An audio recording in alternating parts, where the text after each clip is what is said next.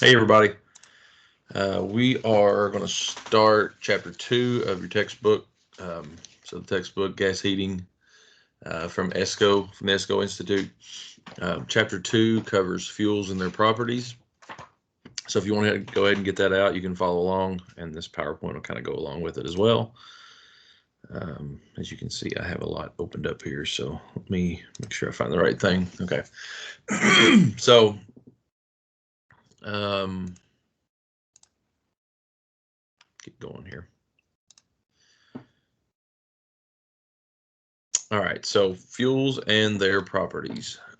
Chapter 2 in the book, we're going to learn about different types of fuels and their individual properties, how they are alike and how they're different, things that you're going to run into out in the field.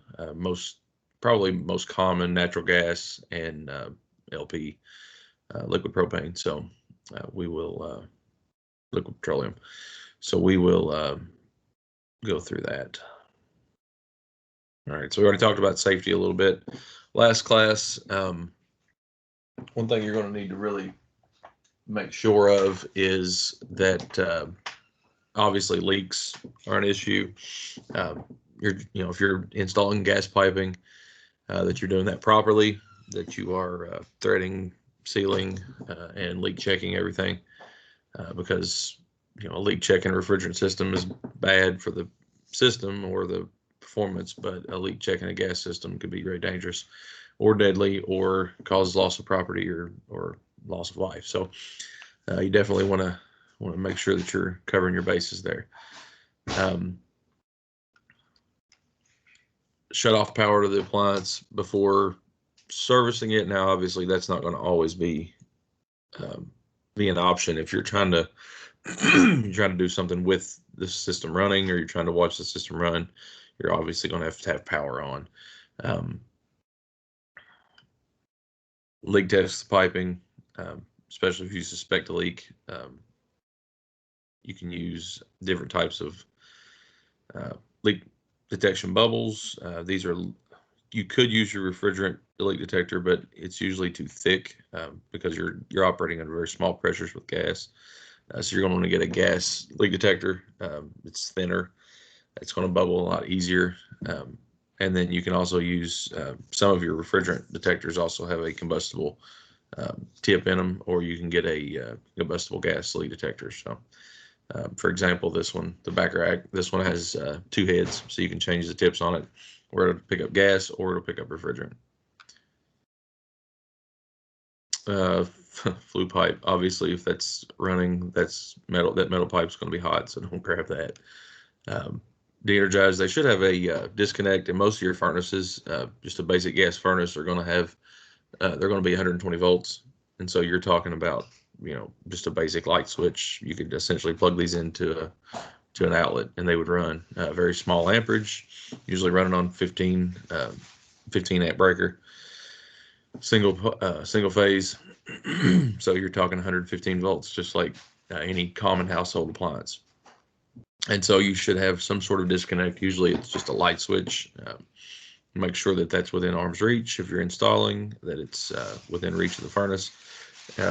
If you don't have that on the furnace you're working on, it's going to be something you might want to consider putting on while you're there. So be able to look at your gas lines and tell if it's open or closed, your valves. It's going to point the direction that the inside of the valve is facing. So if it's going down the pipe, if it's parallel with the pipe, you're open, gas is flowing the direction of the pipe. And if you are perpendicular with the pipe, then that's closed, so it's shutting it off.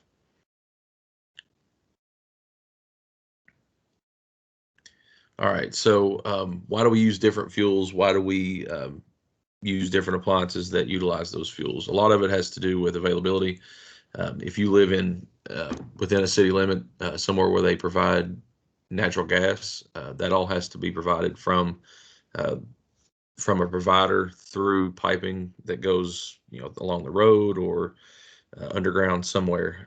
So if you have access to that, obviously that's a good advantage. So if you live within a town, or you live near a town, you may have access to natural gas.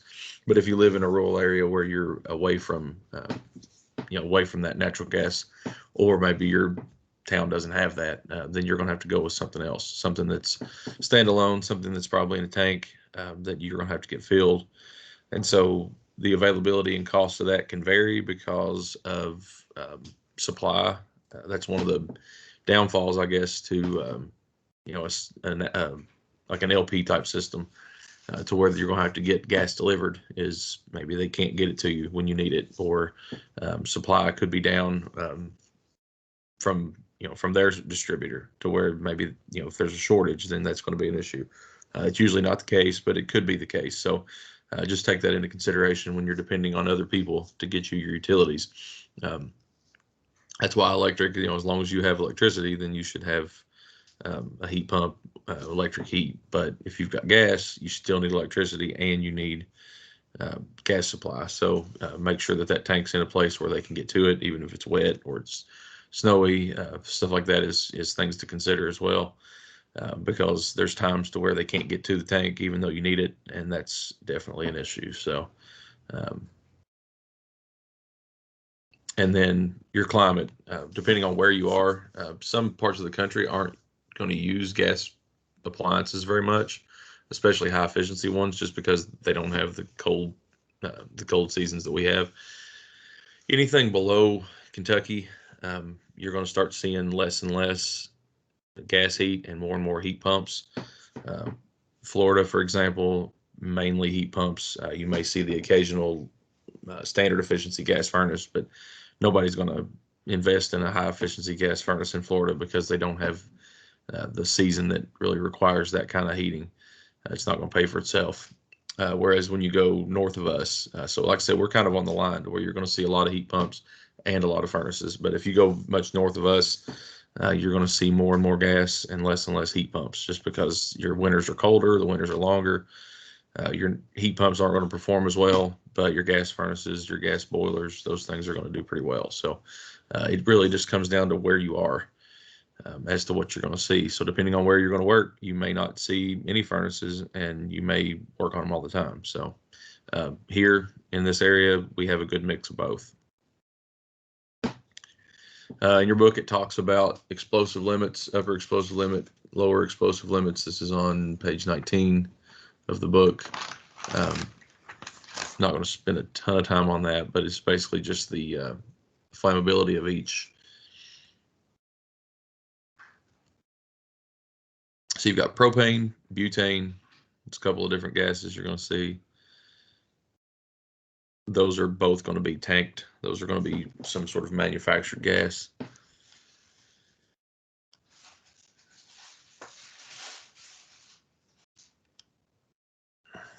All right, so BTUs. We've talked about BTUs in terms of refrigeration, moving heat. It's really no different here. It's the quantity of heat. It's an amount of heat. And so each gas has its own properties as to how much heat you can get out of it, how hot it burns, basically. I need to get rid of this. Okay, so BTUs, once again, is the quantity of heat. It's defined as the amount of heat needed to change the temperature of 1 pound of water by 1 degree Fahrenheit. So nothing really changes there from refrigeration. If you haven't had refrigeration class, this may be the first time that you've heard this. So just to kind of introduce this term, it's something that we're going to use in a lot of our classes. It's the amount of heat that we're moving. So temperature is the intensity of heat, and BTUs is the amount of heat. So I always kind of picture it like, gallons of water. If I'm trying to remove a certain amount of heat from a house, that's going to vary depending on the size of the house, where it's located, the temperature outside, the temperature inside, the humidity. All those things are kind of going to factor in. But temperature will be the same. So if you have a 1,200 square foot house and then you have a 4,000 square foot house, they may both be sitting at 73 degrees, but the larger house obviously has more heat that needs moved. So even though they're at the same temperature, they have a different quantity of heat. So you're going to need a bigger system to move the right amount of heat to keep that house hot or cold than you would for the smaller house, but you're keeping them both at 73 degrees. So that's the kind of a good example of temperature versus heat versus BTUs. So this gives you an example of different fuels will release different BTU values when burned. 1 cubic foot is kind of how we're going to measure BTU content of each fuel. So natural gas, 1,000 BTUs per cubic foot. LP is 2,500 and butane is 3,200. So burning different, obviously, you're going to have to set that furnace a little bit different. So you can't just use one furnace for all of those. You can use the same furnace, but there has to be some changes made. So most of your furnaces, boilers, I'm assuming the same way, are going to come set up for natural gas. And then if you have to convert those to LP. So for example, if I have a house that is not on natural gas, but they have access to an LP gas tank out in their yard, I have to convert that from natural to LP. So they're going to come set for natural, and you have to do an LP conversion. I won't say you won't, but rarely will you find something that comes set up for LP. You have to convert it from natural to LP. And so there's a process of that, and I'll actually show you that in lab, and maybe do a video on it as well, how you do it in person, maybe upload a YouTube video as well. But it's not a super complicated step, but it's something you have to do. Because if not, it's not going to work right if you go from a furnace or a gas that's providing 1,000 BTUs per cubic foot and you're trying to get out 2,500 BTUs per cubic foot. Obviously, it's not going to work right. So that's, if you go from natural to LP, that furnace is going to burn way lower than it's supposed to. If you were to go from LP to natural gas, that could cause a major issue because LP furnaces run at a lot higher gas pressure than a natural gas furnace will. So if you open that valve up to where it's getting the right amount of pressure for one, it could really cause a safety issue for the other. So it's either going to not perform well enough or it's going to overheat it, depending on which way you go with that. So you want to make sure that you're going with the right system for your gas.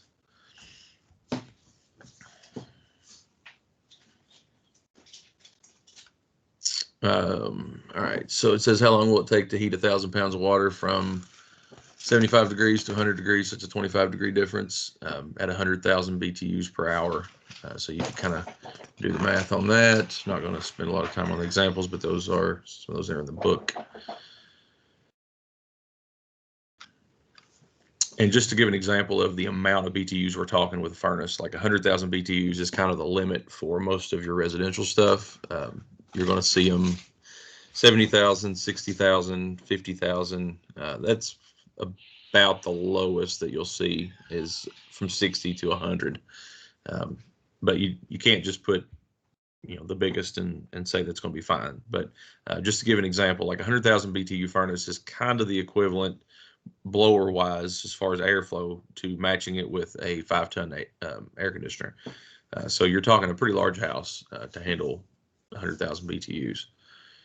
So a lot of your houses are going to run on 60,000 or they're in between, but you don't have quite as much variability in your sizing as you do with an air conditioner to where you can go down to tons and half tons and 6,000 BTUs at a time. You're going to be more kind of tied into whatever the manufacturer's giving you.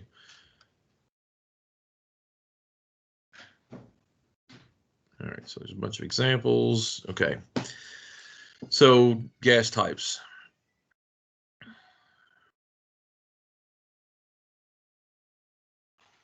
Okay, one thing that you'll notice is the specific gravity of each of these gases varies a lot.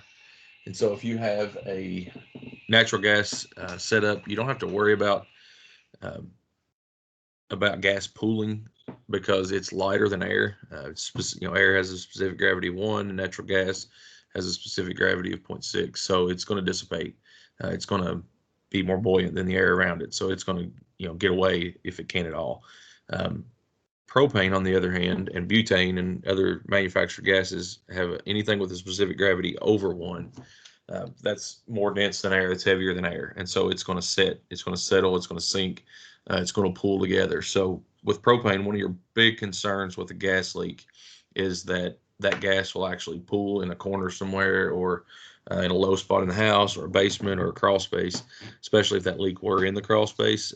You could have an issue where you have a pocket of gas, and once ignited, that pocket could light, could explode or could at least burn off.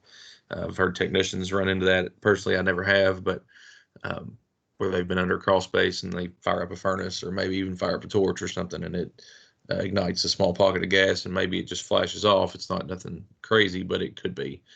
So leaks are definitely something that we're going to have to address, that you always want to be aware of. And you may think you'd always smell it, and you normally probably would, but the odor of that odor of those gases is actually added. It's not something that comes naturally, so they add that odor so we can detect it. So just be aware of your surroundings. If you go into a crawl space and you smell gas, you may want to think before you start lighting something up. Natural gas is let's see, like I said, has a density of approximately 0.45 pound per feet. So propane. Okay, so we've already talked kind of about natural gas. So natural gas is naturally occurring. It is made up of 90 to 95% methane and then some other hydrocarbons. They're piping this from natural gas wells, and then they're running it.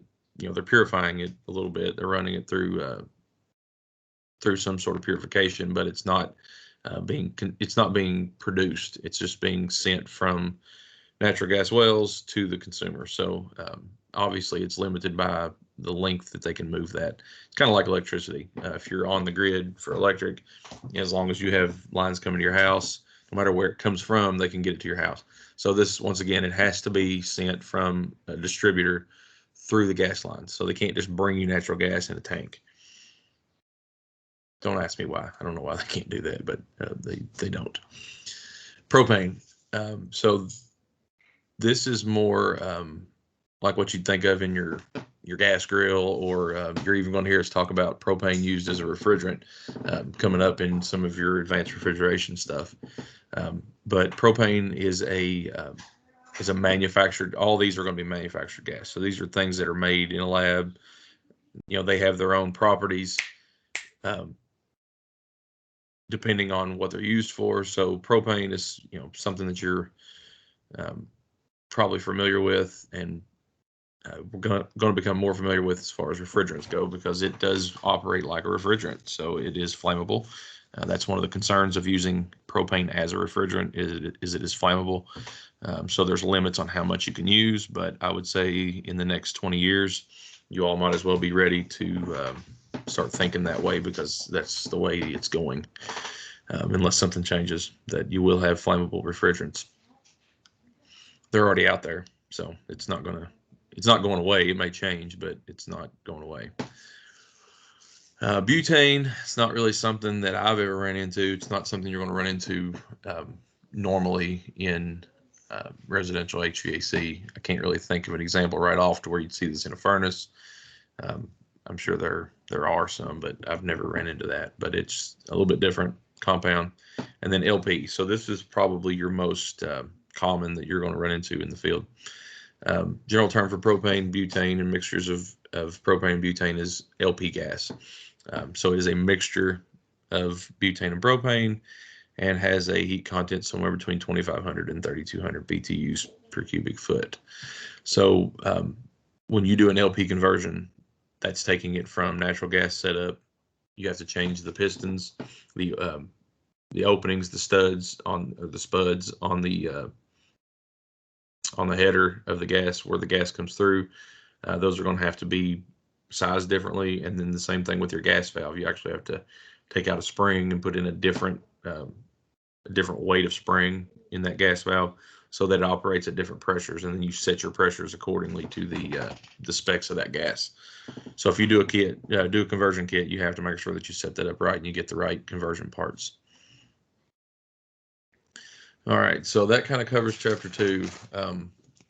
Not a lot to dig into too much. There are some questions at the end of that. If you want to kind of work through those or look through those, you can. And then we'll pick up with chapter 3 after that. I want to make sure that there's nothing else in here that I wanted to bring out.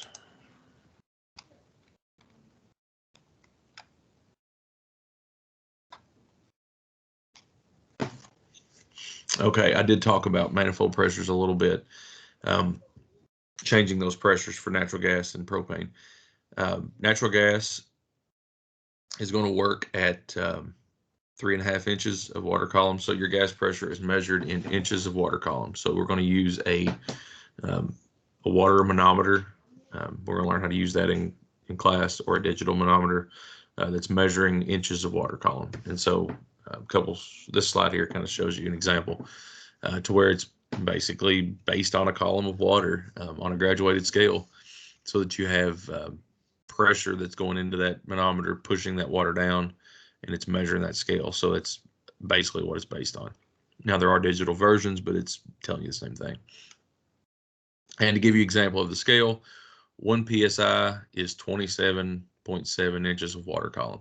And so these furnaces are operating on natural gas at 3.5 inches. So we're way below 1 psig. So very, very small amount of pressure.